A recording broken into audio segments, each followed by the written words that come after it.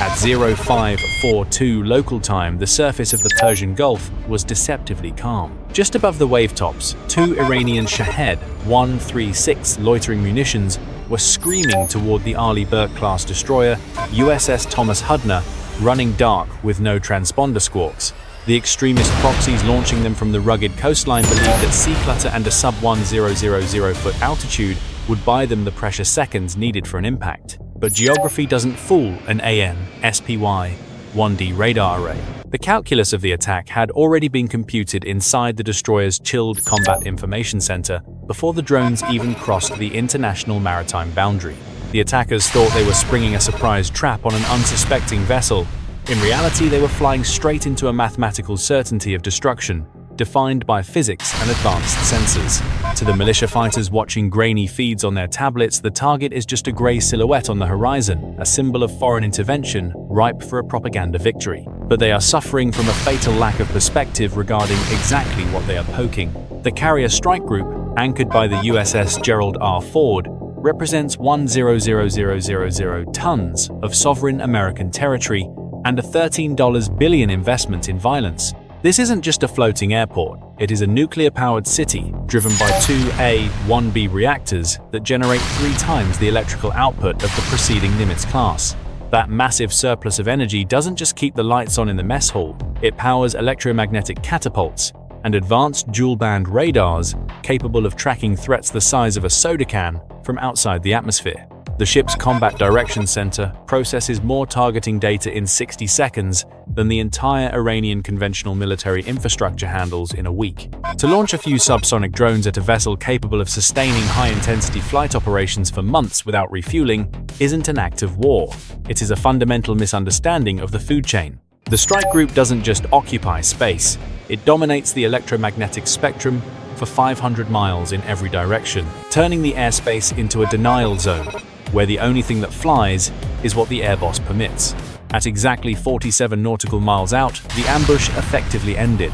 The sensors aboard the Ford class and her escorts are not the spinning dishes of the Cold War era that swept the horizon every 4 seconds, leaving gaps for a Mark I target to exploit. This is the AN/SPY 6V3 Enterprise Air Search Radar, an active electronically scanned array AESA system built on gallium nitride technology that provides 30 times the sensitivity of the legacy SPY-1. It doesn't just detect an object, it interrogates it. The radar beams are steered electronically in milliseconds, focusing intense energy on the inbound contacts to determine not just their position, but their vector speed and likely airframe type based on micro-Doppler returns from engine. While the Iranian pilots believe they are masked by the radar clutter of the chaotic surface waves, the SPY-6 filters out the noise with algorithmic precision, separating the erratic movement of water from the linear trajectory of a weapon. It is tracking over 1,000 potential targets, simultaneously prioritizing threats based on time-to-impact calculations that run faster than human thought. The Electronic Warfare Suite SLQ-32V6 simultaneously listens to the radio frequency emissions, matching the radar's signature to known Iranian emitter libraries. The stealth they relied on was stripped away the moment they cleared the horizon. There is no surprise, only a kill chain rapidly closing its links around them. Inside the Combat Information Center (CIC) of the destroyer, the atmosphere is the polar opposite of a frantic Hollywood movie scene. There is no shouting, no running, and no red flashing lights. The room is bathed in the cool, sterile glow of blue tactical displays, humming with the quiet efficiency of a data center. The Tactical Action Officer (TAO), the person with the authority to release weapons, watches the symbology on the large screen display shift from yellow unknown to red hostile. The process is mechanical and terrifyingly fast. The Aegis combat system automatically assigns a track number, correlates the radar data with the electronic support measures, and presents a firing solution. It takes less than 45 seconds for the entire strike group to share a common operational picture. While the Iranian operators are sweating over their controls, trying to maintain a lock, the American sailors are simply verifying the rules of engagement. The decision to kill has already been mathematically solved. It is now just waiting for a human to authorize the execution. There is plenty of time to finish a cup of coffee before the engagement envelope even opens. At 0545 local time, the air boss in the tower overlooking the flight deck authorizes the launch. On a Nimitz-class carrier, this would involve a symphony of steam pistons and pressure valves resetting over minutes. On the Gerald R, Ford, the electromagnetic aircraft launch system EMALS, simply asks for electricity. The physics of the launch are brutal and precise. A linear induction motor grabs the shuttle of an F/A-18E Super Hornet and accelerates 66,000 pounds of lethal aluminum from a standstill to 170 miles per hour in less than 3 seconds. The pilot call sign Viper 1 is pressed back into the ejection seat by G-forces that distort vision, screaming off the bow with a consistency that steam could never match. Viper 1 and his wingman are airborne before the acoustic signature of the launch even fades, banking hard to the north to establish a combat air patrol. Their orders are strict: intercept, identify, and shadow. Do not fire unless fired upon. By 0549, the tactical picture complicates. The SPY-6 radar paints 3 additional fast-moving contacts emerging from the Iranian coast, coordinating with the initial drones. This is an orchestrated provocation, a swarm tactic designed to saturate the tracking channels of a lesser warship. But the Ford isn't a lesser warship. The escort destroyers USS Mason and USS Thomas Hudner immediately shift their electronic warfare suites to passive collection mode. They aren't jamming yet, they are inhaling data. Every radar pulse, every radio transmission, and every altimeter ping from the Iranian formation is being recorded, catalogued, and analyzed. The American ships are building a complete electronic fingerprint of the enemy force, turning the aggression into an intelligence-gathering exercise. At 0555, Viper 1 gets visual. The Super Hornet pulls alongside the lead Iranian drone, a Shahed 129, at a distance of 2,000 feet. The Widzow in the back seat snaps high-resolution photography of the airframe, confirming the payload configuration. It is carrying simulated munitions, a political statement rather than a military threat. For the next 47 minutes, a high-stakes game of aerial chess plays out over the international waters. The Iranian controllers attempt to lure the American fighters into a mistake, executing erratic banking maneuvers and sudden dives toward the surface. The American pilots, disciplined by thousands of flight hours, simply match the energy state of the targets, shadowing them without crowding, tracking them without locking. It is a masterclass in professional indifference. Then at 0610, the provocation reaches its breaking point. One of the Iranian drones breaks formation and dives directly toward the Thomas Hudner on a collision vector. Aboard the destroyer, the Phalanx Close-In Weapon System CIWS automatically slews its white R2-D2 shaped dome toward the threat.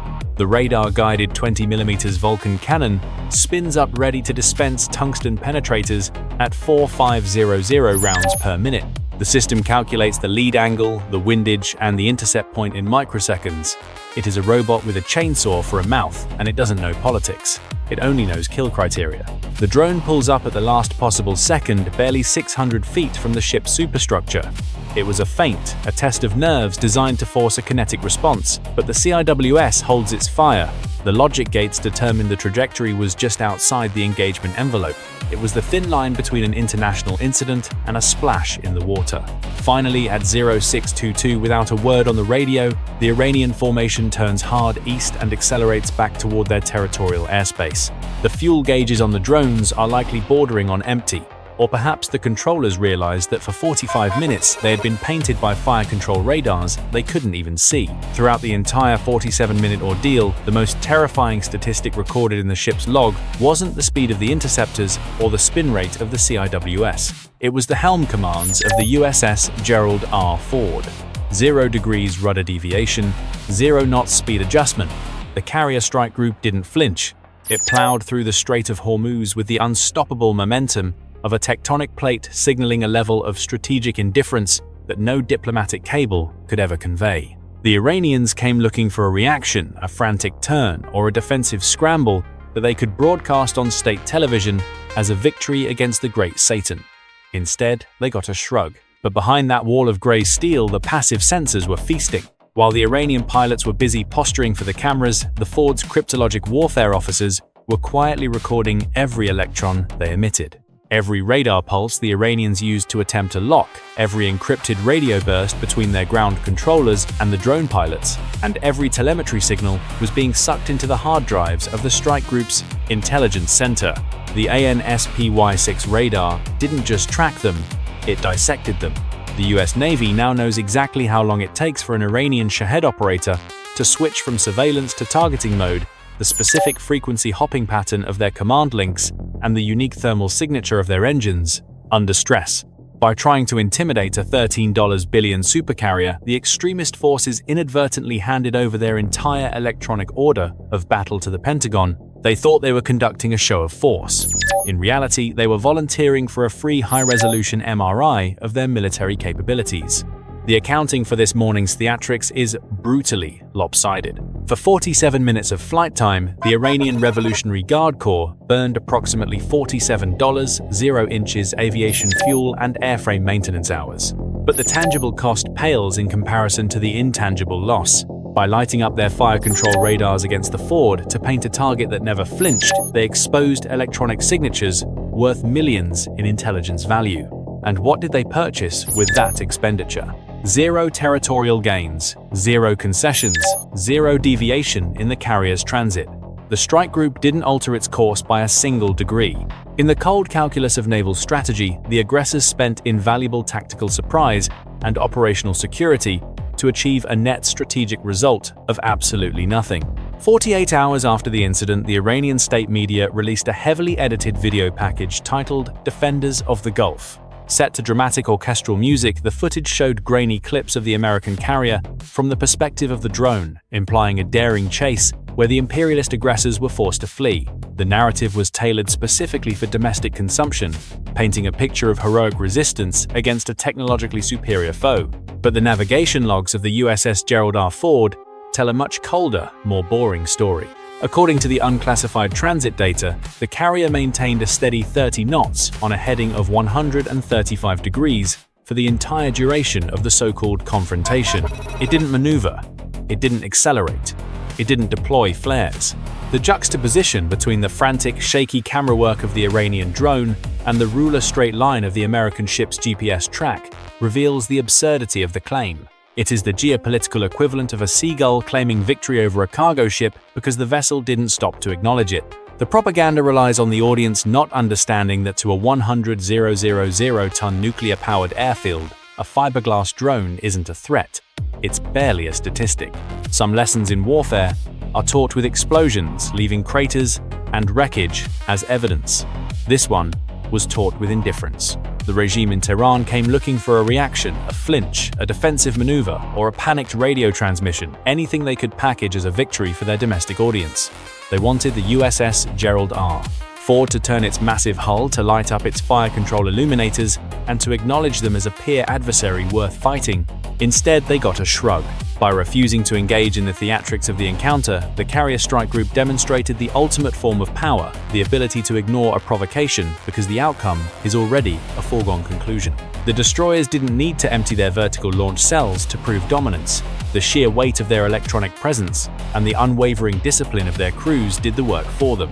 It is a brutal reminder that in the high-stakes arena of modern naval warfare, the loudest actor in the room isn't always the deadliest. Sometimes the most terrifying thing isn't the missile screaming off the rail, it's the quiet, cold certainty of a targeting system that has been watching you for 47 minutes, simply deciding that you aren't worth the cost of the ammunition. The Straits of Hormuz remain one of the most volatile choke points on Earth, but for the crew of the USS Gerald R this morning was just another Tuesday. While the regime in Tehran edits their footage for the evening news, the Office of Naval Intelligence is already updating the threat libraries for the next encounter. If you want to see exactly what the sensors inside that combat information center saw, and how the Aegis system processes a kill chain in milliseconds, hit that subscribe button. We're breaking down the physics of the SM-6 missile in our next video, and you don't want to miss it. Thanks for watching.